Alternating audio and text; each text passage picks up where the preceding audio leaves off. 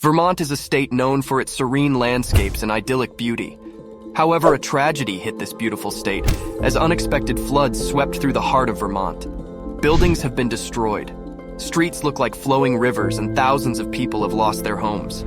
Join us as we shed light on the causes behind this recent flooding and spread awareness about this natural disaster. The floods. So during the second week of July 2023, Vermont experienced powerful storms with some parts of the state recording up to 9 inches of rain. Unfortunately, one person died and thousands of residents had to leave their homes. The news of the death came on July 12th after skies had cleared across Vermont. According to Forbes, the person who lost his life was a 63-year-old man who lived in Bar, which is a small city near the state capital, Montpelier.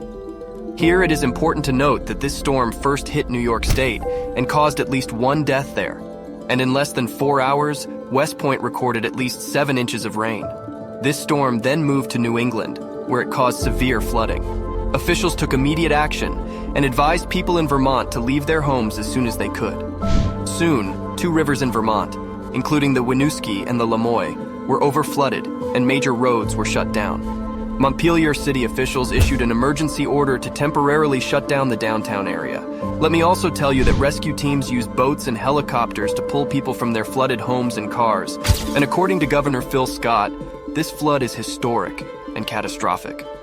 Moreover, Senator Bernie Sanders said while talking about these floods, "I think we all understand that we are now living through the worst natural disaster to impact the state of Vermont since 1927 when dozens of people died. Having said that, let's talk about dams and other infrastructure." The Wrightsville Dam, located north of downtown Montpelier, was first expected to exceed its capacity, and at one point it was holding at maximum capacity. If the rain hadn't stopped, the dam could spill into the North Branch River, causing more destruction. Montpelier City Manager William Fraser said while talking about the rising water level in the dam, "This has never happened since the dam was built, so there is no precedent for potential damage." Fortunately, the water level in the dam later started to recede. However, the storm and flood debris has forced closure of several roads, and the full extent of the damage isn't yet confirmed. City officials are working on compiling reports of damage, however. They are still unable to reach some areas because of road blockages. According to officials, it will take some time before they are able to compile a complete report showing the toll on houses, businesses, and infrastructure of the city. What caused the extreme flooding? Well, experts say that climate change is causing heavier precipitation, which is a major contributing factor that causes flooding. Think about it. Vermont isn't the only state that has been hit with massive floods.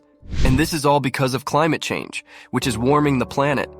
Experts even suggest that this phenomenon will continue to grow. It is important to note that tens of millions of people across the United States were under a flood watch. On the other hand, countries like Pakistan, South Korea, and Turkey have also experienced destructive flooding. A climate scientist named Michael Mann, who works at the University of Pennsylvania, said, "It's worse than a new normal. I call it a new abnormal. Everywhere is susceptible to these impacts. The Western, Central, and Eastern US, Europe, Asia, with one of the best examples being the Pakistan floods last year, which displaced more than 30 million people. Since the Earth is getting warmer, the atmosphere can hold more water. This eventually results in heavier precipitation when it rains. According to data provided by the Center for Climate and Energy Solutions, when the temperature gets warmer by 1 degree centigrade, the ability of the atmosphere to hold water vapors increases by 7%. It is important for all of us to increase our efforts in the battle against climate change. And if we fail to save our planet from the impacts of climate change, we will continue to experience such flooding events. The current situation in Vermont. Although the storm has ended and the efforts to restore the affected areas have started, the water conditions are still dangerous in many areas. Teams from different states, including North Carolina, Massachusetts, and Connecticut, are still in Vermont, providing assistance to those in need. The good news is that Capstone Community Action has launched the Vermont Main Street Flood Recovery Fund to help business owners recover from the devastating effects of the floods. Now, since the water levels have somewhat receded, crews have started clearing debris and inspecting buildings. Here, it is important to note that city officials in Berlin and Montpelier have advised residents to boil water before consuming it, since the floodwater has contaminated water resources. You might also want to note that the flooding destroyed Vermont at the height of the summer tourist season. Local business owners, who have already lost a lot because of the flooding, are now worried that their businesses will struggle even more. How to get help if you are a Vermonter.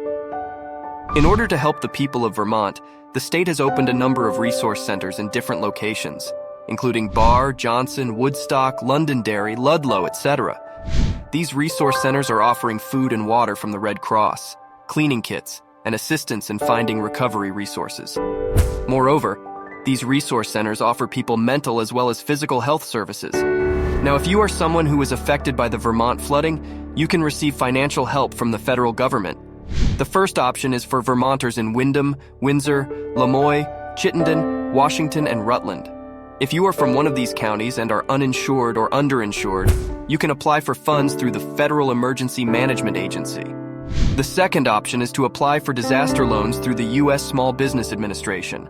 According to official reports, homeowners are eligible to get loans of up to $200,000 to repair or replace houses, and they can also apply for loans up to $40,000 to replace destroyed items in the flood. As we conclude today's video, our hearts go out to the people of Vermont who have suffered the devastating effects of the floods. The flooding has brought a lot of challenges for this beautiful state, and I hope that the people of Vermont will rebuild Vermont soon. During such difficult times, it is essential for communities to come together and support each other.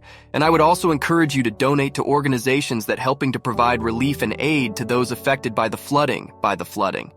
And if you can't donate, please like and share this video to spread awareness. Until next time, stay safe and take care.